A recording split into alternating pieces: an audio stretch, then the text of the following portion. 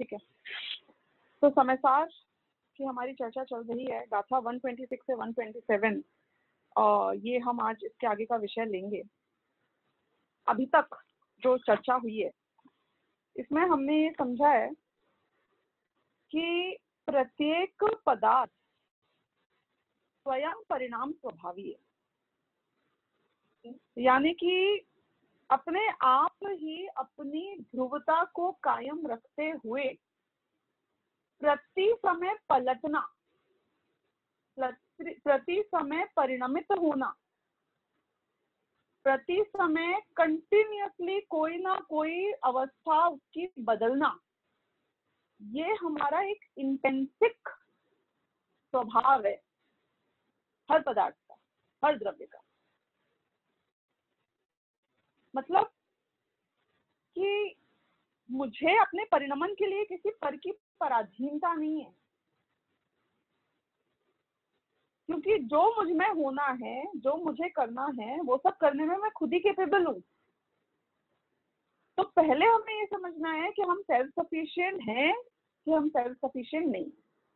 यदि मुझे अपने कार्य के लिए अन्य की आवश्यकता होती तो अलग बात थी, लेकिन उनने पहले ये सिद्ध किया यहाँ पर 121वीं से 125वीं गाथा में आपको ये समझाया कि आप खुद परिणाम स्वभावी हो कि नहीं हो, कि हाँ प्रत्येक वस्तु स्वयं परिणाम स्वभावी है, अपने द्रव्य, अपने गुण, अपनी पर्यायों में खुद ही व्याप्त होती है।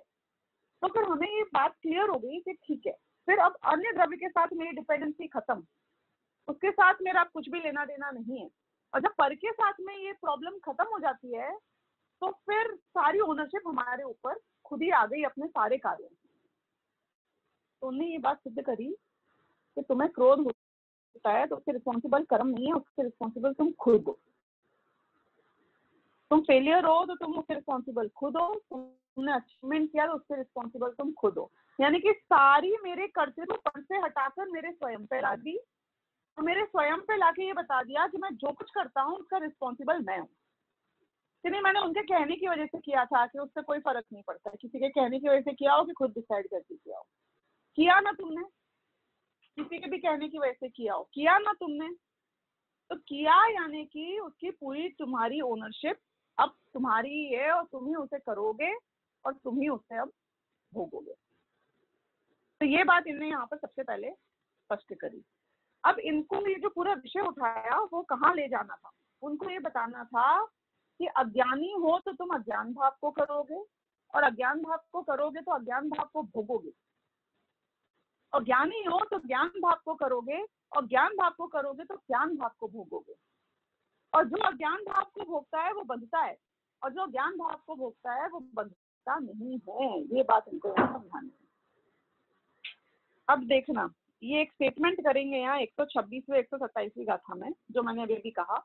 और वो स्टेटमेंट ये है, मैं सीधे इसका एक हिंदी अर्थ पढ़ती हूँ कि आत्मा जिस भाव को करता है, ये पेज नंबर 197 पे है, ये गाथा नंबर 126 127, ये स्टेटमेंट है इनका यहाँ पे। ठीक है, क्या स्टेटमेंट है कि आत्मा जिस भाव को करता है, ये कंक्लूजन आया है पिछली गाथाओं के बाद, और ये स्टेटमेंट अभी पुट कर रहे हैं, और फिर इसका जवाब अगली 28, 29, 30, 31वीं गाथा में आएगा। तो स्टेटमेंट ये है कि आत्मा जिस भाव को करता है वह उस भाव रूप कर्म का कर्ता होता है। यानी कि आत्मा जिस भाव को खुद करता है उस भाव, वो भाव उसका कर्म होता है, और उस भाव का कर्ता वो खुद होता है। अब डिपेंड करता है कि आत्मा किस भाव को करता है, उस पर डिपेंड करेगा कि वो किसका कर्ता बनेगा। तो ज्ञानी के वे भाव ज्ञान में होते हैं और अज्ञानी के अज्ञान में।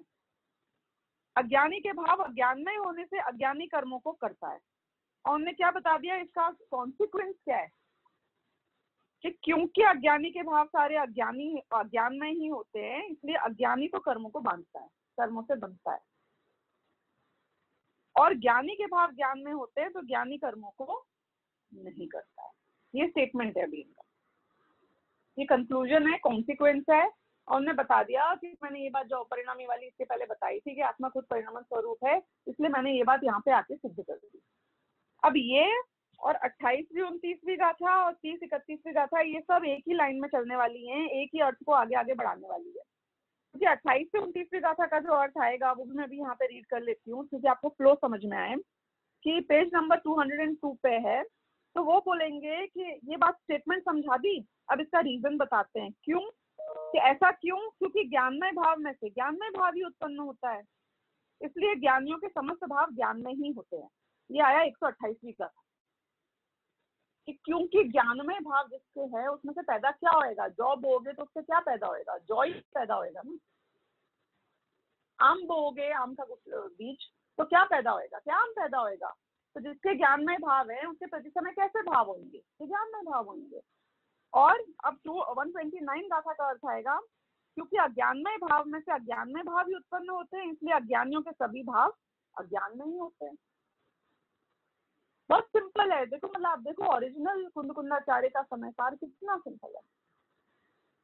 फिर उसके बाद में मैं आपको सिर्फ गाथा का अर्थ बता रही हूँ, हम डिटेल में भी करेंगे चर्चा।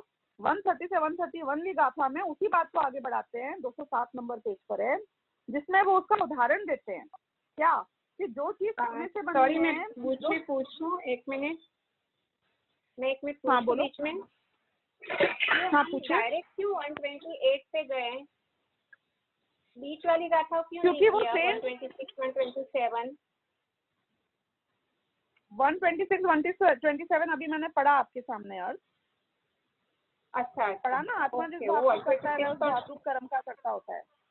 जो स्टेटमेंट तुमने किया कि ऐसा होता है और उसका कॉन्सिक्वेंस बताया कि कर्मों को करता है, फिर उसका रीजन बताया 128, 129 में कि ऐसा क्यों होता है, क्योंकि ज्ञानमय भाव से ज्ञानमय भाव उत्पन्न होते हैं और अज्ञानमय भाव से अज्ञानमय। और फिर उसका एग्जाम्पल दिया 130, 131 में, कि जिस प्रकार स्वर्णमय भाव में से स्वर्णमय कुंडल आदि बनते हैं और लोहमय भाव में से लोहमय कड़ा आदि बनते हैं। यानी कि तुमको सोना दिया मैंने रॉ मटेरियल, तो तुम जो बनाओगे उसका क्या बनेगा, कि सोना दिया रॉ मटेरियल, तो जो भी कुंडल बनाओ, कि अंगूठी बनाओ, कि इयरिंग बनाओ, ये किसका बनेगा, कि सोने का ही बनेगा ना। सोने की हर चीज सोने की होगी, जूता बना दोगे तो भी सोने का होगा।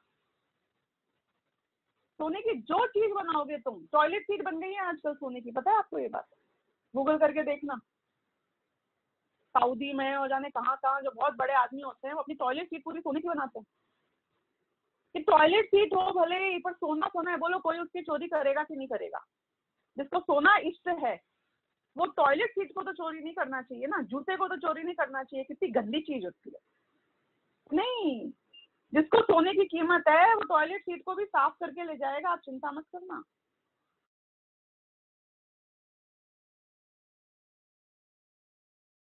लोहे में से जो भी चीज बनती है वो लोहे की होती है, चाहे कुछ भी हो जाए। उसी प्रकार अज्ञानियों के अनेक प्रकार के अज्ञानमय भाव होते हैं और ज्ञानियों के सभी ज्ञानमय भाव होते हैं। तो ये पूरी सीक्वेंस चल रहा है सब्जेक्ट का 126 से लेके 131 की गाथा तक। अब मैं एक्सप्लेन करूंगी एक एक, हम वापस आते हैं 126, 127 गाथा के। आपने ख्याति टीका पे जो है पेज नंबर 197 पे रीड करती हूँ और फिर समझाऊंगी। इस प्रकार यह आत्मा स्वयमेव परिणाम स्वभाव वाला है। पहली बात तो ये कंफर्म करना कि ये परिणाम स्वभाव हमारा स्वयं का खुद का है।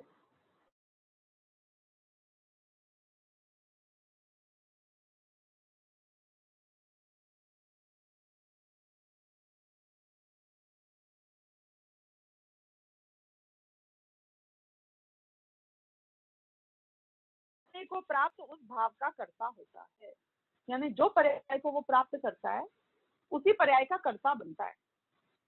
देखो मैं बताऊं यहाँ पे क्या क्वेश्चन आता है, लोग बोलते हैं कि अच्छा तुम्हारा खून खून हमारा खून पानी, ये बात नहीं समझ में आएगी कि अज्ञानी भोग भोगेगा तो कर्मों से बंधेगा, पाप लगेगा, नरक निगोद जाएगा, और तुम्हारा ज्ञानी हो गया और वो वही भोग भोग रहा है, उससे ज्यादा भोग भोग रहा है, और तुम बोलते हो कि ये कर्मों से नहीं बंधेगा, इसका तो मोक्ष होएगा। तो वही बात नहीं ना, तुम्हारा खून खून हमारा खून पानी। अज्ञानी कहता है, ज्ञानी तुम्हारे हलवा खा ले, मिश्री खा ले, तो वो तो बंधेगा नहीं। और हम अज्ञानी, हम यहाँ पे सिंपल लौकी की छौंकी की सब्जी खाएं और हम बंध जाएंगे, तो बात करें और हम बंध जाएंगे, चलो खाना छोड़ो। अज्ञानी बोलता है वाह, ये तो तुमने ज्ञानियों की दुनिया बना ली, ज्ञानियों ने शास्त्र लिखे तो ज्ञानियों की दुनिया बना ली। हर चीज में हमको ही बस यहाँ से निकाल दिया गया। अज्ञानी बंधेगा, अज्ञानी मरेगा, अज्ञानी भोगेगा, अज्ञानी फंसेगा, अज्ञानी पापी है, अज्ञानी संसार में रहेगा, अज्ञानी का कुछ नहीं होएगा। सब सारी प्रॉब्लम अज्ञानियों के साथ में। सारी गालियां तो श्राप अज्ञानियों को दे दिए। और ज्ञानी के नहीं, आप ज्ञानी को आप चिंता मत करना, वो युद्ध लड़ने जाएगा तो भी वो कर्म। ये तो बहुत गलत किया। तो उन्होंने बोला कि ये लॉजिक समझाना पड़ेगा कि नहीं समझाना पड़ेगा, थोड़ी पच जाएगी तुमको बात। तो अभी यहाँ पे तो क्वेश्चन रेज कर रहे हैं इस गाथा में, अगले गाथा में उसका जवाब दे रहे हैं। तभी हम क्वेश्चन को आगे बढ़ते हैं। तात्पर्य यह है कि वह आत्मा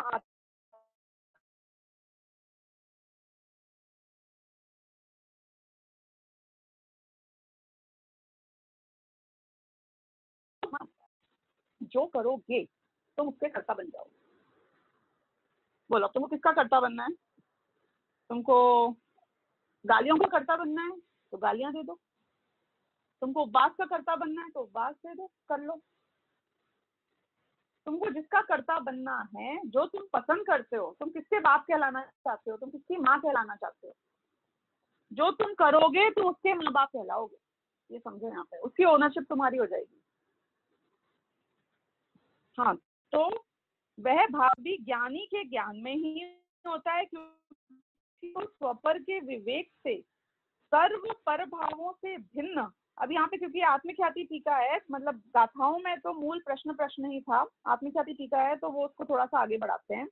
वो कहते हैं कि वह भाव ज्ञानी के ज्ञान में ही होता है। क्यों? क्योंकि ज्ञानी को स्वपर के विवेक से सर्व पर भावों से भिन्न आत्मा की ख्याति सम्यक प्रकार से अत्यंत उदय को प्राप्त हुई है। कि what was the achievement of ज्ञानी, हम समझें तो ये तुमने जो इतना प्रिविलेजेस दे दिए हैं ज्ञानी को कि ये कुछ भी करे, दुनिया भर के काम, हिंसा भी कर ले और झूठ भी बोल ले और कुछ भी कर ले, ये कितने ही परिग्रह रख ले, इसको तो बंद नहीं हो रहा है। तो इसने ऐसा क्या काम किया था जिसको, जो तुमने इसको ज्ञानी बना दिया है? बोले कि इसने क्या किया था कि इसने सर्व पर भावों से भिन्न आत्मा की ख्याति को सम्यक प्रकार से अत्यंत उदय को प्राप्त किया था। मतलब पर से भिन्न स्व को जाना था। कैसे? कि स्व पर के विवेक से, कि इसने हर चीज में स्व और पर का विवेक कर लिया। सही बात समझी? इसके दिमाग में कॉन्सेप्ट बहुत क्लियर थे। ज्ञानी मतलब जिसके कॉन्सेप्ट बहुत क्लियर है। प्रयोजन भूत बातों में जिसके कॉन्सेप्ट बहुत क्लियर होते हैं, वो व्यक्ति को बहुत फॉर्मल एजुकेशन हो नहीं हो उसकी कोई आवश्यकता नहीं होती है, वो अपना काम कर लेता है। धीरू भाई अंबानी को कॉन्सेप्ट बहुत क्लियर थे बिजनेस के। कौन सा कॉन्सेप्ट क्लियर था? कि sales price minus cost price equal to profit. ये एक फॉर्मूला शब्द में नहीं, उसके अर्थ से वो उसके भाव को समझते थे कि ओवरहेड कितने ही चढ़ा लेना, लेकिन फिर भी कॉस्ट प्राइस से सेलिंग प्राइस हमेशा ज्यादा होनी चाहिए। कि भले ही नजदीक का नुकसान कर लेना, शॉर्ट टर्म में लॉस कर लेना, लेकिन एंड ऑफ द ईयर वो लॉस करके भी तुम्हारी बुक प्रॉफिट में एंड होनी चाहिए। हो सकता है कि मार्केट को कैप्चर करने के लिए जब तुम निकलो तो तुम अपने जेब से 50 करोड़ रुपए निकाल दो। क्या किया रिलायंस ने, जियो ने आज तक? हर इंडस्ट्री में, हर क्षेत्र में, जिस भी प्रोडक्ट में वो आज तक आए, कि पहले तो मार्केट बनाया और उसके लिए खूब सारे अपने जेब में से पैसे निकाल दिए, फ्री दी, हर चीज फ्री दी। फ्री दी तो उनकी कॉस्ट फ्री में थी कि उनकी कॉस्ट लगती थी, वो सैलरी देते थे कि नहीं देते थे, वेव खरीदने के लिए उनको पैसे लगे कि नहीं लगे, वो वायर बिछाने के लिए, वो पूरी कंपनी चलाने के लिए। कि वो देखो, वो आदमी बेवकूफ नहीं है, वो ज्ञानी है। और ज्ञानी है तो वो प्रॉफिट करेगा। और वो अज्ञानी ये सोचे, जो आजकल के स्टार्टअप आ गए हैं समझो, वो सोचे हमें भी ना रिलायंस बनना है, इसलिए हम दुनिया से पैसे उठाते हैं और पहले हम सब चीजें ऐसी फ्री में देंगे, सारी दुनिया में बिक जाएंगे, जब लोगों के पास सारे लोग दूसरे मर जाएंगे तब मैं बोलूंगा कि मेरी मोनोपोली चल रही है। कैसा हो सकता है? कि वो ज्ञानी है, वो नुकसान करके भी प्रॉफिट कर लेगा, वो गिर के भी 2 कदम पीछे जाकर भी ऐसी छलांग लगाएगा कि आगे निकल जाएगा। आप चिंता मत करना उसकी। और तू बेवकूफ है तो एक अपेक्षा समझता है, दूसरी अपेक्षा नहीं समझता है, तेरे कॉन्सेप्ट क्लियर नहीं है, तू कॉपी करता है पर एक एस्पेक्ट को कॉपी करता है, दूसरे एस्पेक्ट को तो तूने देखा ही नहीं। उस बात को गहराई से समझ के फील करनी पड़ती है, फिर आप उसको करते हो तो बात अलग होती है। आपने वो कभी सर्कस गए होगे ना, तो वो बहुत चालबाज लोग होते हैं, या क्या बोलते हैं उनको, जो करतब दिखाते हैं। एक आदमी होएगा, वो ऐसे मौत के कुएं में मोटरसाइकिल और कार को हॉरिजॉन्टली गोल गोल गोल गोल चलाते हुए दिखाएगा। एक आदमी होएगा, वो आग खाते हुए दिखाएगा। एक आदमी होएगा, वो आग में से निकल जाएगा पर जलेगा नहीं। ऐसे ऐसे काम करके दिखाएंगे वो लोग कि आप देखोगे और आप बोलोगे कि वाह, ये भी इंसान है, मैं भी इंसान हूँ, ये कर सकता है तो मैं भी कर सकता हूँ। तो एक काम करना, अगले दिन आप घर आना और जो जो काम वो करते हैं वो सब खुद करके दिखाना। वो मुंह में पेट्रोल लेता है और अपने मुंह के ऊपर आग लाता है अपने मुंह के पास में, और वो पेट्रोल उस आग में फूंकता है जो मुंह में आ गया था, और वो खूब दूर तक वो आग चली जाती है। बहुत इजी है ना, पेट्रोल तो हम ले आते हैं, नीचे पेट्रोल पंप है हमारे, बिल्डिंग के बाहर जाते ही। क्या करना है, सिंपल है काम तो। आग में क्या है, 2 मिनट में आग जला लो। और मुंह में क्या है, हम कुल्ला तो रोज सुबह करते हैं, ब्रश करते हैं, तो हमें पता है ना कुल्ला कैसे किया जाता है, थूका कैसे जाता है। पानी तो पेट में नहीं लेना है ना, तेल को पेट में नहीं लेंगे हम, पेट्रोल को क्या करेंगे, हम फूक देंगे। जैसे हम ब्रश के बाद फूक देते हैं, वैसे हम फूक देंगे तो क्या होगा कि हम भी करने वाले हो जाएंगे करतब। उसके ऊपर भी नोटों की वर्षा हो गई थी, मेरे ऊपर भी नोटों की वर्षा हो गई। अब बताना कि तुम करोगे तो तुम्हारे ऊपर नोटों की वर्षा होएगी कि तुम जाके अस्पताल में नोटों की वर्षा करके आओगे? क्योंकि तुम तो जल जाओगे, तुम्हारे तो घर में रखे हुए नोट भी वहां अस्पताल में जाके डॉक्टर को देने पड़ेंगे, क्योंकि तुम अज्ञानी हो। तुम बोलते हो लेकिन उसने तो कर दिया था, हमने देखा था, उसने किया था, वो नहीं चला था, उसके बाद हंसते हुए आ गया था सबके बीच में। वो तो रोज 4 बारी करतब दिखाता है, बीमार नहीं पड़ा आज तक उसकी टांग नहीं टूटी, कोई एक्सीडेंट नहीं हुआ। तो तू बुद्धू है, तू मंद बुद्धि है। ऐसे कॉपी नहीं होता है, वो ज्ञानी है। ज्ञानी करेगा वही कार्य, उससे ज्यादा खतरनाक करेगा तो भी उससे कुछ नहीं होएगा। तू अज्ञानी बन के करेगा तो तू तो पहले कदम में ही टूट जाएगा, पहले कदम में ही मर जाएगा, तू पॉइजन हो जाएगा। तो अब हम क्या करें फिर? वो क्या चीज थी जिसने उसको ज्ञानी बनाया, और वो क्या चीज थी जो हमको अज्ञानी बनाती है? ऐसे धीरू भाई अंबानी भी तो 4th क्लास से ज्यादा आगे नहीं पढ़े थे, हम तो ग्रेजुएट हो गए हैं। कि वो कैसे ज्ञानी हो गए और मैं कैसे ज्ञानी नहीं हुआ? कि उनके कॉन्सेप्ट बहुत क्लियर थे, उनमें एक स्किल थी, वो स्किल उनकी क्लैरिटी से आई थी, एक अभ्यास से आई थी। किसके अभ्यास से? कि पुस्तकों के अभ्यास से नहीं आई थी, दुनिया के अभ्यास से आई थी। वो स्किल मतलब पता है क्या होता है? वो एक्सपर्टीज, कि ज्ञान में भी हो और उसको कैसे प्रयोग में लाना ये भी आपको पता हो। धीरू भाई अंबानी ने ये बात मल्टीपल टाइम प्रयोग करके देख ली थी कि बिजनेस में सक्सेसफुल कैसे हुआ जाता है। ज्ञान भी था, कॉन्सेप्ट भी क्लियर थे, और ट्रायल भी हो चुके थे, उनने एक्सपेरिमेंट्स भी कर लिए थे। वो प्रूवन मॉडल हो गया था। जब छोटे छोटे अमाउंट के साथ में, तब जाके इतने बड़े बड़े अमाउंट के भी खेल खेले उनने, और उसके बाद भी सक्सेसफुल हुआ। ऐसे कॉपी हो जाता है यदि वो सेम मॉडल सारी दुनिया के होशियार आदमी जो पीएचडी करके बैठ जाते हैं, यदि वो इतने इजी होता कि क्या करना है, मुझे तो सिर्फ कॉपी करना है ना, कॉपी तो कोई भी कर सकता है। तुम ये समझते कि मैं कॉपी कर लूंगा तो तुम मरते। जितने सारी दुनिया कॉपी करने जाती है वो मर जाती है। वो जो कर सकता है वो ही कर सकता है, क्योंकि उसकी क्लैरिटी जो थी वो तुम में आई नहीं सकती है। हम यहाँ पे अनेकांत और शाद्वाद को स्थापित कर रहे हैं। क्यों?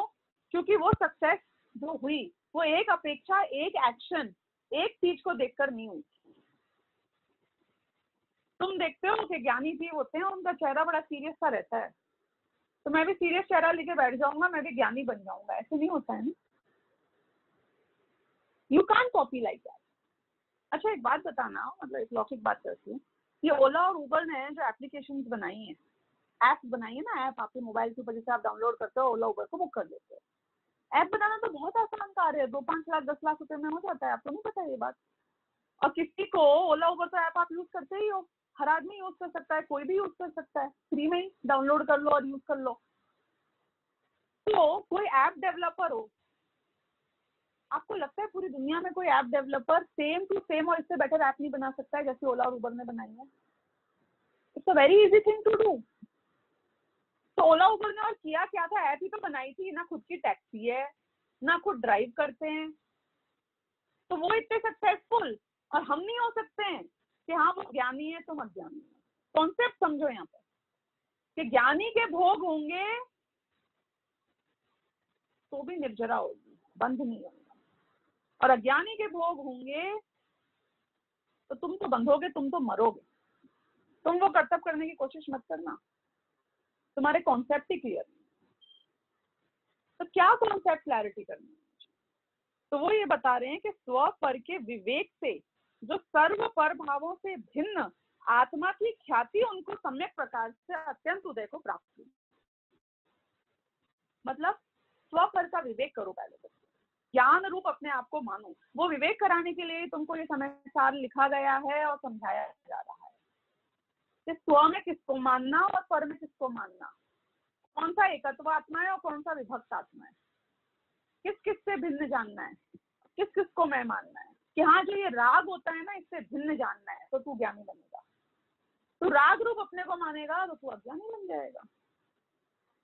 तो स्व पर का विवेक हो हर चीज में, कि स्व के आइटम में क्या आएगा और पर में क्या क्या आएगा, कि अनादिकाल से लेकर अनंत काल तक जो त्रिकाली ध्रुव है वो स्व में आएगा, जो प्रति समय की पर्याय है, क्षणभंगुर है, वो पर में आएगा, कि मेरा ही तो हिस्सा है, कि होगा तेरा हिस्सा। छींक भी मुझे ही आ जाती है, लेकिन कौन अपनी छींक को संभाल के रखता है,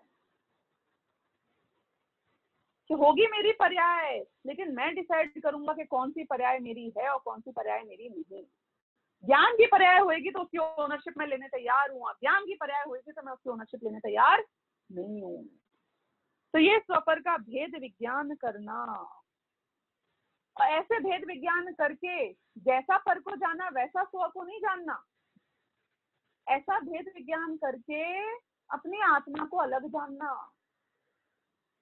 स्व को स्वरूप से जानना, आत्मा की ख्याति होना, आत्म ख्याति। ख्याति मतलब प्रसिद्धि। अभी तक हमारा आत्मा सबसे ज्यादा अप्रसिद्ध है, हमें आज तक हमने उसको जाना ही नहीं। अप्रसिद्ध कौन होता है? जिसको तुम जानते ही नहीं। प्रसिद्ध कौन होता है? जिसको एकदम जानते हैं, सब जानते हैं। मैंने आपसे बोला अमिताभ बच्चन, मुझे आपको उनका इंट्रोडक्शन देना पड़ेगा? नहीं, क्योंकि वो प्रसिद्ध है। पर मैंने आपको बोला भगवान आत्मा, प्रसिद्धि नहीं है बेचारा, एब्सोल्यूट अप्रसिद्ध है आपके लिए भगवान आत्मा। इसलिए मैंने आपको आत्मा बोला, आपको समझ ही नहीं आएगा, पूरा समाचार पढ़ना पड़ेगा उस आत्मा को समझने के लिए। ज्ञानी को आत्मा प्रसिद्ध है, आत्मा की ख्याति हो गई है। प्रसिद्धि और ख्याति पर्यायवाची शब्द है। आत्म ख्याति ये टीका का नाम है, आत्मा की प्रसिद्धि कि मुझे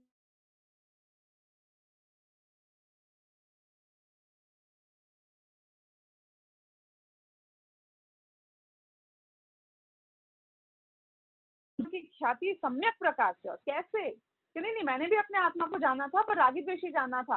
हाँ, तुम गलत नहीं हो, तो राग द्वेष के अंदर आत्मा था। तुमने जिस आदमी को पकड़ा, जिस जीव को पकड़ा, वो जीव तो था वहां पे, लेकिन तुमने तुष सहित दाने को पूरा दाना समझ लिया, गड़बड़ वहां हो गई।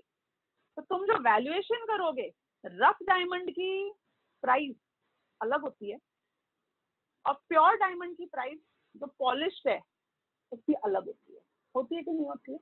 ये बड़े बड़े हीरे के व्यापारी जो इतने पैसे वाले बने, पता है कैसे बने? कि वो गए एंटवर्प में, बेल्जियम में, या जहाँ जहाँ भी मिलते हैं रफ डायमंड, उनकी खान के एरिया जो भी थे अफ्रीका में उधर उधर, उन्होंने वो कच्चा रफ हीरा देखा जो एकदम कोयले जैसा दिखता है, एकदम काला कलूटा गंदा कीचड़ में से निकला हुआ। ऐसे हीरे को देखा, उसमें से एक जगह घिस के थोड़ा सा समझा कि इसके अंदर में कैपेबिलिटी है कि नहीं है, और वो घिस के कैपेबिलिटी देख भी ली ना तो भी सस्ता ही मिलता है। तो भी इतना महंगा नहीं मिलता है। फिर वो उसे अपने घर लेकर आए और फिर उसने उसको तराशा, उसमें से जितनी ज्यादा वजन का, जितनी ज्यादा प्योरिटी का मैक्सिमम पॉसिबल एक हीरा निकल सकता है, उसको क्लीन अप किया। और फिर उस पॉलिश हीरे को जब आप बेचने जाते हो तो उसकी अलग ही कीमत मिलती है।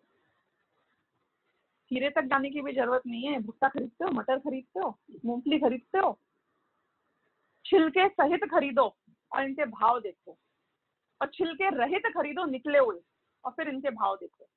आज तक कभी ऐसे किया कि जब छिली हुई मटर खरीदी हो या कटा हुआ छिला हुआ भुट्टा खरीदा हो तो आपने उससे बोला कि वो अंदर का जो वजन था वो थोड़ा अलग करके दिखा, जो तूने फेंक दिए छिलके उसका वजन अलग दिखा, अंदर का अलग दिखा, तो तू ये 100 रुपए किलो दे रहा था तो ये छिलके इतने ग्राम के हो गए, तो इस हिसाब से ये लगा। ये सारी मैथमेटिक्स करी थी कि नहीं? उसने बोला छिलके सहित मटर है 100 किलो, छिलके रहित मटर है 300 रुपए किलो, तुमने जाके खरीदी। कोई दिमाग नहीं लगाया। क्यों? क्योंकि छिलका और मटर के बीच में छिलके को ही मटर मानने वाला ठगराएगा, 300 रुपए किलो ले आएगा। तो हीरे की बात करो, मटर की बात करो, मूंगफली की बात करो, बात किसी भी की करो, तुम्हें विवेक होना चाहिए। स्व और पर का विवेक होना बहुत जरूरी है। अगर तुझ में ये विवेक नहीं है तो तू अज्ञानी है, और तू जो करेगा तू बेवकूफ है, बेवकूफ रहेगा, बंधेगा, कर्मों से बंधेगा, संसार में रुलेगा। हर बार देखो जीरो से स्टार्ट करना पड़ेगा। पता है ये क्या बहुत बड़ी इश्यू है हमारे साथ में। जैसे आप कोई बिजनेस करो, मैं आपसे कहूँ कितनी बढ़िया कर लेना कि कितनी बेकार कर लेना, हर 1 साल बाद आप जीरो पे रीसेट हो जाओगे। मतलब समझ में आया? या समझ में? तुमने आज बिजनेस शुरू किया 1 जनवरी 2020 में, मैं बोलूं कि तुम्हें ये श्राप है कि तुम ये 1 साल में जहां पहुंचना है पहुंच जाना है इस बिजनेस में, जो करना है कर लेना है इस दुनिया में, जैसा अचीवमेंट करना है, जितना काम करना है, जितना जितना जो करना है करना है। 1 जनवरी 2021 you will be reset to 0। आपका स्कोर 0 हो जाएगा, यानी कि तुम्हें वापस स्क्रैच से चालू करना पड़ेगा। स्क्रैच से चालू करने का मतलब पता है ना? तो तुम्हारे पास जो पूंजी थी वो पूरी खत्म हो जाएगी, चाहे तुम कुछ कितना ही कमा लो उससे कोई फर्क नहीं पड़ता है ना। जीरो मतलब 1 करोड़ कमाओ कि 1000 करोड़ कमाओ उससे कोई फर्क नहीं पड़ता है कि 100 रुपए कमाओ। तुम 1 साल बाद वापस जीरो से स्टार्ट करोगे, तुमको वापस सब कुछ रिक्रिएट करना पड़ेगा। कोई टीम नहीं, कोई एक्सपर्टीज नहीं, कुछ नहीं। तुम्हारा दिमाग भी जो है ना पूरा क्लियर हो जाएगा, तुम्हारा लैपटॉप एकदम ब्लैंक हो जाएगा, तुम्हारे दिमाग में वो एक्सपीरियंस भी जो था ना पिछले 1 साल का वो भी खत्म हो जाएगा, सब भूल जाओगे जो जो गलतियां करी थी, जो जो अच्छा अचीवमेंट किया था। मतलब ना फिजिकल कमोडिटी और ना ही कोई intangible mental commodity like the learning, the experience, everything will be washed off. After 1 year you will always get reset to zero in all perspectives. अब बोलो इस साल आप कैसा बिजनेस करेंगे? क्या मोटिवेशन है आपको, क्या अचीव करना है, कितना कर पाओगे बताओ? है मजा आया कि नहीं आया ऐसे काम करने में? How much are you motivated? You will be back to 0 next year. संसारी जीव के ऐसे ही होता है कि ये पर्याय मिली मुझे मनुष्य की, इसमें मैं चक्रवर्ती भी बन जाऊं ना जाके। अगली पर्याय में मैं जहां पहुंचता हूं मैं 0 से स्टार्ट करता हूं। नहीं, अगर कोई एक महाकरोड़पति आदमी जो रिचेस्ट फोर्ब्स की, वो रिचेस्ट वर्ल्ड सिटीजन की लिस्ट में आ जाए, हाँ टॉप पूरे वर्ल्ड का सबसे पैसे वाला आदमी, वो मर के यदि चींटी बन जाता है, गधा बन जाता है, घोड़ा बन जाता है, मुझे बताओ कि उसको प्रीवियस वेल्थ का क्या फायदा मिलने वाला है, एक्सपीरियंस का क्या फायदा मिलने वाला है, कमोडिटीज का, उसकी ओनरशिप का। उसके पास मैंशंस और आइलैंड्स थे, पर अगर वो एक आइलैंड के बाजू में रहने वाली मछली बन जाता है तो उसे क्या फायदा हुआ? उस आइलैंड पे तो उसे और पका के खा लिया जाएगा। संसारी जीव को ऐसा, अज्ञानी जीव को ऐसा श्राप मिलता है कि you have to begin from 0 every time. हम कहाँ गलत बोल रहे हैं बताओ? तुमको याद है पिछले भव का कुछ भी याद है? सारी लर्निंग भी वॉश आउट हो गई ना, सारा एक्सपीरियंस वॉश आउट हो गया। और इस जन्म में तुमने 0 से स्टार्ट किया कि नहीं किया? इतना 0 से स्टार्ट किया कि मुंह में दांत नहीं थे और चलना नहीं आता था। बेसिक स्किल्स भी नहीं तुम्हारे पास, तो फॉरगेट एनीथिंग एल्स। प्रीवियस भव में हो सकता है हम पीटी उषा रहे हो, मैराथन रनर्स रहे हो, ये भव शुरू होएगा तो तुम्हें चलना नहीं आएगा। तुम्हारी टांग, जब बच्चा पैदा होता है ना, उसके पाँव इतने छोटे से होते हैं, छिपकली जैसे। वो पैदा हुए बच्चे के पाँव देख के ऐसा लगता ही नहीं है कि जिंदगी में कभी चल पाएगा। पेट इतना बड़ा होता है, सिर बड़ा होता है, लेकिन पाँव इतने से होते हैं, ऐसे कमजोर से होते हैं, यूं उंगलियों की तरह निकले हुए। उसको खुद एक्सरसाइज हो, बच्चा जो अपने पाँव को यूं चलाता है ना, वो एक्सरसाइज कर करके मसल बिल्ड करनी पड़ती है। इतना जीरो से स्टार्ट करना पड़ता है। मसल बनाता है वो बच्चा अपने पाँव की, ना बनाए तो खड़ा ना हो पाए, उसके पाँव वैसे ही रह जाएं। जीरो से स्टार्ट करना पड़ता है जीवन में। किसको? अज्ञानी को, संसारी को। सम्यक दर्शन के साथ आपके पास बहुत बड़ी कन्वीनियंस है। शायद सम्यक दर्शन हो जाए तो आपको जीरो से स्टार्ट नहीं करना पड़ेगा अगले भव में, आप सम्यक दृष्टि पैदा हो। एक ही तरीका है भव से भवांतर तक वेल्थ ले जाने का।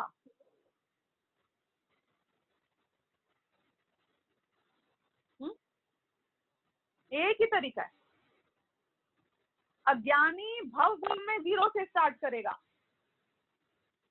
अब वो अलग टॉपिक है, अब मैं डाइग्रेस नहीं होना चाहती हूँ कि हम इस भव में जो इतने अचीवमेंट्स करते हैं पुण्य और पाप की कीमत के ऊपर विचार करना कि अगले भव में जीरो से स्टार्ट करना है।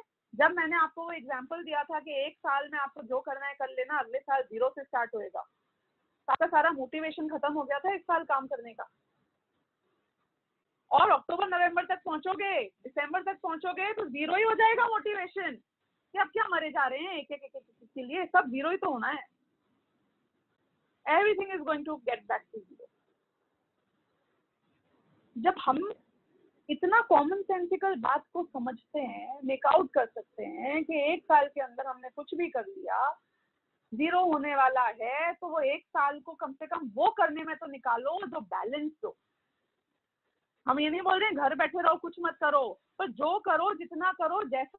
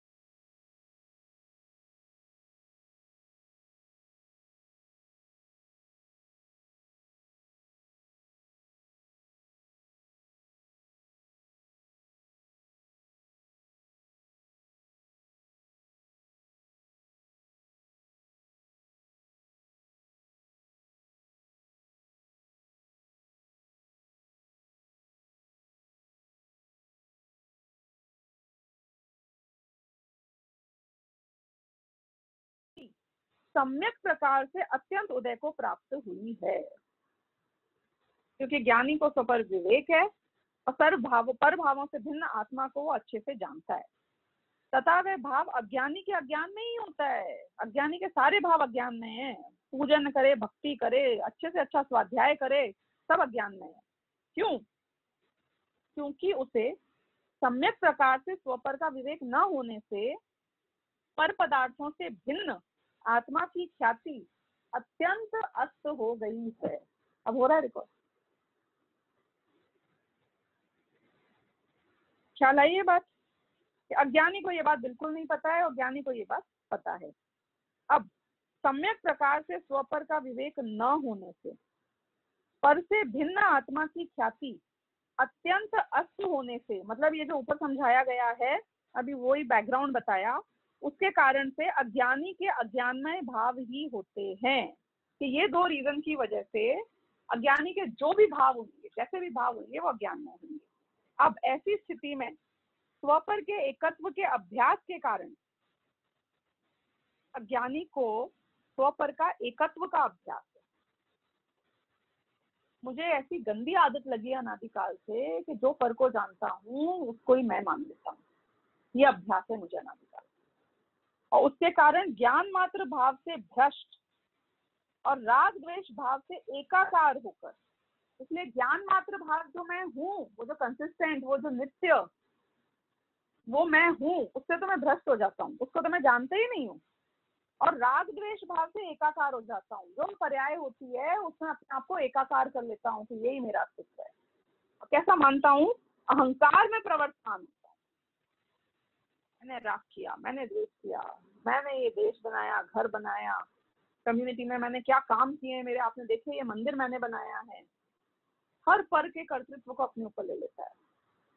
क्या मानता है? उस अहंकार में मैं रागी हूँ, मैं द्वेषी हूँ, मैं राग द्वेष करता हूँ। इस प्रकार मानता हुआ अज्ञानी रागी द्वेषी होता है। जो अज्ञानी ऐसे मानता है कि राग द्वेष मैं हूँ, वो छोड़ेगा कैसे राग द्वेष को? तो क्या होगा कि राग द्वेष का कर्ता बनेगा। कर्ता बनेगा तो जिस चीज से राग किया उससे बंध गया जाके। बस यही संसार हो गया तुम्हारा शुरू।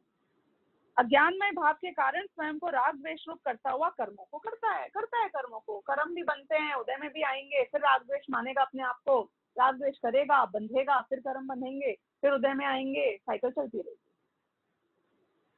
अब ज्ञानी के तो सम्यक प्रकार से स्वपर के विवेक के द्वारा पर से भिन्न आत्मा की ख्याति अत्यंत उदय को प्राप्त हुई होने से, ज्ञानी के क्या है कि उसको स्वपर का विवेक है और पर से भिन्न आत्मा की ख्याति बिल्कुल उदय को प्राप्त हो गई है। उससे उसका ज्ञानमय भाव ही होता है। जो भी भाव होता है वो स्वपर विवेक पूर्वक ही होता है। ऐसी स्थिति में स्वपर के भिन्नत्व के विज्ञान के कारण, क्या ये कौन सी साइंस थी, कौन सा विज्ञान था कि स्वपर का भिन्नत्व की जो साइंस थी, उसके कारण ज्ञान मात्र निज भाव में भली प्रकार स्थित, यानी कि ये जो ज्ञान मात्र भाव है ये ही मैं हूँ ऐसा मानकर पर रूप राग द्वेषादि भावों से भिन्नत्व के कारण, जितने भी राग द्वेष भाव हैं वो आते हैं तो भी ये इनसे भिन्न अपने आप को ज्ञान रूप मानता है। अहंकार से निवृत्त ज्ञानी मात्र जानता ही है। अब उसे अहंकार नहीं है। हो रहे हैं क्या? हो रहे हैं। अच्छा बताओ, छींक आती है कि आप छींकते हो? बोलो।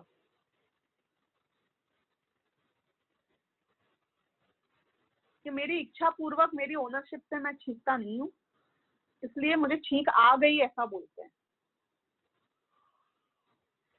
अच्छा एक बात बताना, आप घर में छुपे हुए हो एक जगह पे क्योंकि आपके घर में टेररिस्ट आ गए हैं आपको मारने के लिए, बहुत तेजी से आपको छींक आती है, आप अपना मुंह बंद करोगे, नाक बंद करोगे, मैं कह रही हूँ मत छींको ना, बस है आपके पास ऑप्शन। अरे भैया छींक तो आती है ना, मैं थोड़ी छींक रहा हूँ, मैं थोड़ी प्लान किया था। क्यों? क्योंकि तुम्हारी इच्छा, तुम्हारा स्वामित्व नहीं है तो छींक आती है, छींकते नहीं हो तुम। कह भी दें कदाचित हम कि हाँ मैंने छींका, लेकिन हर आदमी ये जानता है कि छींक आती है, यानी कि कोई स्वामित्व उसमें किसी का कर्तृत्व नहीं होता है। ज्ञानी का राग द्वेष ऐसा होता है, उसमें स्वामित्व, कर्तृत्व और इच्छा नहीं होती है। तो जो होता है वो क्या करता है कि उसको जान लेता है कि ठीक है छींक आ जाती है तो हम जान लेते हैं कि छींक आ गई है। ज्ञानी का राग हो जाता है तो जान लेता है कि राग हो गया है। तो ये अहंकार से निवृत्त है ज्ञानी। कोई को आज तक अहंकार नहीं हुआ कि आपको पता है मैंने क्या छींका, 10-10 बार छींका मैंने, जैसे मैं छींक सकता हूँ कोई नहीं छींक सकता है। कि भैया अहंकार मत करे, सबको पता है कि छींक आती है, छींका नहीं जाता है। ये बातें आप बता रहे कि अहंकार नहीं है ज्ञानी को राग द्वेष का, उससे निवृत्त है वो। मैंने किया ऐसा नहीं मानता है। तो क्या करता है ज्ञानी? मात्र जानता ही है, रागी द्वेषी नहीं होता है। क्या करता है ज्ञानी? कि जो होता है उसको जान लेता है, वो राग द्वेष को करता नहीं बनता है, राग द्वेष नहीं करता। इस प्रकार ज्ञानमय भाव के कारण ज्ञानी स्वयं को राग द्वेष रूप न करता हुआ कर्मों को नहीं करता है। इसलिए ज्ञानी कर्मों को नहीं करता। अब ये इस पॉइंट को एक बहुत अच्छी बात और यहाँ पे आई है जो गुरुदेव ने ली थी, इसको मैं थोड़ा समझाती हूँ आपको। वो ये बोलते हैं कि ज्ञानी के जब राग द्वेष हो रहा होता है तो ज्ञानी जानता है ना राग द्वेष को, ये बात हमने अभी समझी। तो ज्ञानी कैसे जानता है राग द्वेष को? वो कहते हैं कि ज्ञानी वीतराग भाव से जानता है राग द्वेष। ये बात समझ में आई कि नहीं आई? नया प्रमेय है कि राग मुझ में हो रहा है, ज्ञानी को उस राग में राग है कि नहीं, बताओ? नहीं है ना। तो वो जो ज्ञान है, जो जानना है राग को, वो कैसा जानना है? कि वीतराग भाव से जानना है, उससे बिना इम्पैक्ट हुए जानना है, उसको गे बना लेता है और उससे बिल्कुल भी, क्योंकि वो इम्पैक्टेड नहीं होता है, तो वीतराग भाव से उसने उसको जान लिया। वीतराग का राग का ऑपोजिट है, सेम नहीं। वीतराग भाव से आपने राग को जान लिया तो minus into plus equal to क्या होता है विशुद्धि? माइनस होता है। कि वीतराग भाव से राग को जान लोगे, वीतराग भाव है माइनस, उससे तुमने राग को जान लिया तो भी तुम वीतरागी रहोगे, चिंता मत करो। राग हुआ तो भी राग का इम्पैक्ट नहीं आएगा, इम्पैक्ट तो वीतरागता का ही आया है तुम्हारे में, भोगोगे उस वीतरागता को तुम। ये बात यहाँ सिद्ध हो रही है। फिर इनने ये जो एक कलश लिया 66 नंबर का, जिसमें ये प्रश्न उपस्थित किया, पेज नंबर है 200 पर। ज्ञानमय एव भाव कुतो भवेत ज्ञानी न पुनः अन्य। कि ज्ञानी के सारे भाव ज्ञान में ही क्यों होते हैं, दूसरे क्यों नहीं होते? अज्ञानमय सर्व कुतो अयम अज्ञानी न अन्य। और अज्ञानी के सभी भाव अज्ञान में ही क्यों होते हैं, अन्य क्यों नहीं होते? ये प्रश्न उपस्थित किया क्योंकि उसके उत्तर में अगली गाथा आने वाली है। इसके बहुत ही प्यारा बनारसीदास जी ने भी कलश लिखा है, उसको भी रीड करती हूँ। 201 नंबर पेज पे देखना, आपने बहुत बार सुनी होगी शायद ये पंक्तियां। ज्ञानवंत को भोग निर्जरा हेतु है, अज्ञानी को भोग बंध फल देतु है। कि ज्ञानवंत के जो भोग हैं वो भी निर्जरा के हेतु बनते हैं, और अज्ञानी को जो भोग होते हैं वो बंध का फल देते हैं। यह अचरज की बात ही ये नहीं आवही। कि ये अचरज की बात है और आश्चर्य की बात है, ये नहीं आवही, मेरे हृदय में ये बैठता नहीं है, आता नहीं है, मेरे दिल में ये बात एक्सेप्ट नहीं हो पा रही है। पूछे को शिष्य गुरु समझा वही। कोई शिष्य ऐसा पूछता है तो गुरु समझाते हैं। और ये आई आपकी गाथा 128 129 यहाँ पर, जिसका अर्थ हमने जो पढ़ा था वापस एक बार पढ़ते हैं। कि ऐसा क्यों हुआ? क्योंकि ज्ञानमय भाव में से ज्ञानमय भाव ही उत्पन्न होते हैं और अज्ञानमय भाव से अज्ञानमय भाव ही उत्पन्न होते हैं। इसलिए ज्ञानियों के समस्त भाव ज्ञान में ही होते हैं और अज्ञानियों के सभी भाव अज्ञान में ही होते हैं। ये आया 28, 29, 128 और 129 नंबर की गाथा का अर्थ। अब इसकी बहुत छोटी सी अमृत चंद्राचार्य की टीका है जिसको मैं पढ़ती हूँ। वास्तव में अज्ञानमय भाव में से जो कोई भी भाव होता है वह सभी अज्ञानमयता का उल्लंघन न करता हुआ अज्ञानमय ही होता है। जैसे कि हमने सोना और लोहे का उदाहरण अभी अगली गाथाओं में समझने वाले हैं। इसलिए अज्ञानियों के सभी भाव अज्ञानमय ही होते हैं और ज्ञानमय भाव में से जो कोई भी भाव होता है, यानी कि ज्ञानी के जो कोई भी पर्याय होती है, वह सभी ज्ञानमयता का उल्लंघन न करता हुआ ज्ञान में ही होता है। क्यों? क्योंकि सोने में से जो बनेगा वो सोने का उल्लंघन करके तो नहीं बनेगा, शेप कुछ भी हो जाए वो सोने रूपी रहेगी। इसलिए ज्ञानियों के सभी भाव ज्ञान में ही होते हैं। ये बात 128 129 गाथा की टीका में आई। तो 67 नंबर के कलश में उनने उसी बात को अब एक और बार स्थापित किया कि ज्ञानिनो ज्ञान निवृत्तः सर्वे भावा भवन्ति ही, ज्ञानी के सभी भाव ज्ञान से ही निवृत्त होते हैं। सर्वे अपि अज्ञान निवृत्ता भवन्ति अज्ञानिनः तूते, यानी कि और अज्ञानी के सभी जो वो भाव हैं वो अज्ञान से ही निवृत्त हैं। ये बात यहाँ पर कलश में आई। और फिर ये आएंगे अब सीधे 130 131 गाथा की अर्थ पे, जो मैंने सुबह पढ़ा था अभी थोड़े काल पहले, कि जिस प्रकार स्वर्णमय भाव में से स्वर्णमय कुंडल आदि ही बनते हैं और लोहमय भाव में से लोहमय कड़ा आदि बनते हैं, उसी प्रकार अज्ञानियों के अनेक प्रकार के अज्ञानमय भाव होते हैं और ज्ञानियों के सभी ज्ञानमय भाव होते हैं। ये अभी आपको समझा ही दिया था, इसलिए अमृत चंद्राचार्य की टीका सीधे सीधे मैं पढ़ती हूँ। यहाँ ये समझाया गया है कि सोने की हर चीज सोने की बनती है, लोहे की हर चीज लोहे की ही होती है। वो चीज लोहे का उल्लंघन नहीं करेगी, वो चीज सोने का उल्लंघन नहीं करेगी, जिससे भी बनेगी। तो ये बात यहाँ पे उसके ही गुणों को करेगी, समझाई गई है। इसलिए ज्ञानियों के सभी भाव ज्ञानमय हैं और अज्ञानियों के सभी भाव अज्ञानमय हैं। अब इसलिए अमृत चंद्राचार्य की टीका हम पढ़ते हैं। पेज नंबर है 207। जिस प्रकार पुद्गल के स्वयं परिणाम स्वभावी होने पर भी कारण के अनुसार ही कार्य होता है, इस नियम के अनुसार कि पुद्गल द्रव्य खुद परिणाम स्वभावी है, ये बात राइट है, पर जैसा कारण होता है वैसा ही कार्य होता है ना। देखो, सोना भी पुद्गल है, लोहा भी पुद्गल है, लेकिन सोने से जो बनाओगे वो सोने का बनेगा, लोहे से जो बनाओगे वो लोहे का बनेगा। क्वालिटीज होती है ना। ह्यूमन बींग्स में नहीं होता है ऐसा, माँ अमेरिकन बाप अमेरिकन, तो बच्चा अफ्रीकन होएगा क्या? कि जो जिसमें जैसे भाव होते हैं वैसे ही अन्य भाव होते हैं, उसमें से जो पैदा होंगे वो उससे सिमिलर होते हैं। कितने ही केसेस में आप बच्चे का चेहरा देख के उसके माँ बाप पहचान सकते हो, भीड़ में भी सेम दिखते होंगे, कुछ ना कुछ उनमें सिमिलैरिटी होती ही होती है। तो ये बात यहाँ पे है कि पुद्गल के परिणाम भले ही हो पर कारण के अनुसार ही कार्य होते हैं। इस नियम के अनुसार स्वर्ण पदार्थ से स्वर्णमय ही कुंडल आदि बनते हैं और लोहमय कड़ा आदि नहीं बनते, क्योंकि स्वर्ण जाति का उल्लंघन नहीं करता। ज्ञानी के ज्ञान जाति का उल्लंघन कभी भी नहीं होता है। कुछ भी करे, कि पाप करे कि पुण्य करे कि धर्म करे, जो भी करे सब ज्ञान रूप होते हैं, क्योंकि स्वपर के भेद विज्ञान होते हैं। तथा लोह पदार्थ से लोहमय कड़ा आदि बनते हैं, स्वर्णमय कुंडल आदि नहीं, क्योंकि लोह जाति का उल्लंघन नहीं करता।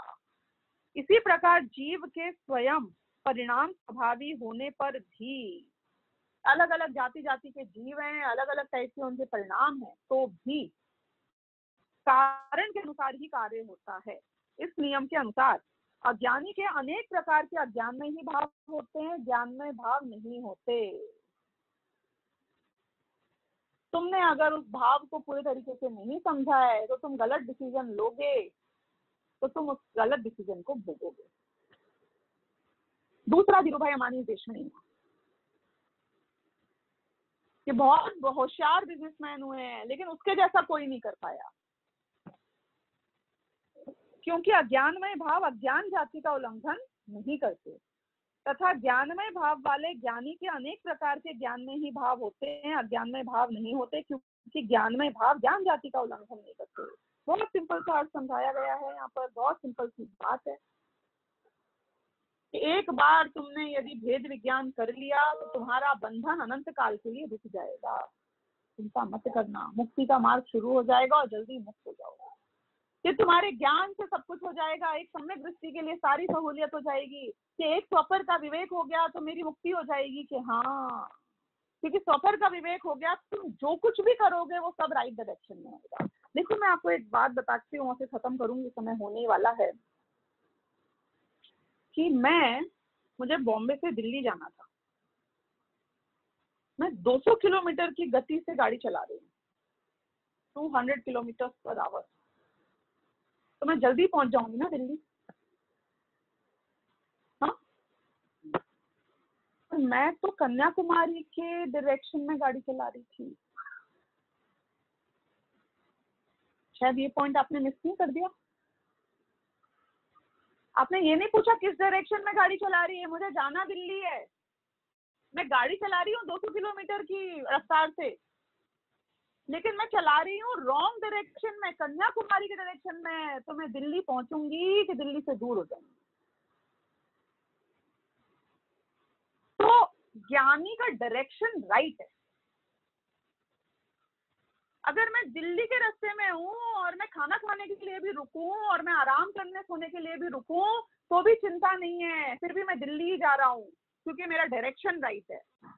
यदि कन्याकुमारी का डायरेक्शन कर दिया और तुम एक बार भी नहीं रुको तो भी कुछ नहीं होने वाला है, क्योंकि तुम्हारा डायरेक्शन ही रॉन्ग है। अज्ञानी के सारे डायरेक्शन रॉन्ग हैं। वो उपवास करे, व्रत करे, स्वाध्याय करे, मंदिर जाए, तीर्थ यात्रा करे, दान दे, व्रत करे, सबका डायरेक्शन रॉन्ग है। डायरेक्शन रॉन्ग है क्योंकि वो अज्ञानी है। तो वो कितने ही स्पीड में जाने की कोशिश करे, वो उल्टे डायरेक्शन में जा रहा है। और ज्ञानी के केस में कि वो सो जाए, वो आराम करे, वो खाना खाए, कुछ भी करे, वो बीच में घूमने चला जाए रास्ते में जो शहर आ गया है, तो भी चिंता की बात नहीं है, क्योंकि उसका डायरेक्शन राइट है। ज्ञानी जो करेगा उसके भाव ज्ञान में होंगे, सही होंगे, एकदम सही। और वो अपने गंतव्य पे बहुत जल्दी पहुंचेगा। थोड़ा जल्दी पहुंचेगा कि थोड़ा लेट पहुंचेगा हो सकता है, लेकिन पहुंचेगा जरूर। तुम तो कुछ भी कर लो, तुम्हारा डायरेक्शन अज्ञानी का रॉन्ग है तो तुम तो कभी नहीं पहुंचोगे। तो ज्ञानी ने एक बार वो डायरेक्शन राइट कर लिया है। ज्ञानी ने एक बार क्योंकि स्वपर का भेद विज्ञान कर लिया है, तो अब वो जब भोग भोगता है तो उसको भी पर जान के भोगता है, इसलिए वो उससे नहीं बनता है। और अज्ञानी जब स्वाध्याय करता है तो भी उस राग रूप अपने परिणाम को एकाकार कर लेता है, और इसलिए वो स्वाध्याय से भी बनता है। ये बात यहाँ पर समझाई गई है इन गाथाओं में। इसके बाद जो और चर्चा बचेगी उसको हम करेंगे कल। सहजानंदी शोध स्वरूपी अविनाशी हूँ आत्म स्वरूप। सहजानंदी शोध स्वरूपी अविनाशी हूँ आत्म स्वरूप। सहजानंदी शोध स्वरूपी अविनाशी हूँ आत्म स्वरूप। 9 बार नमो।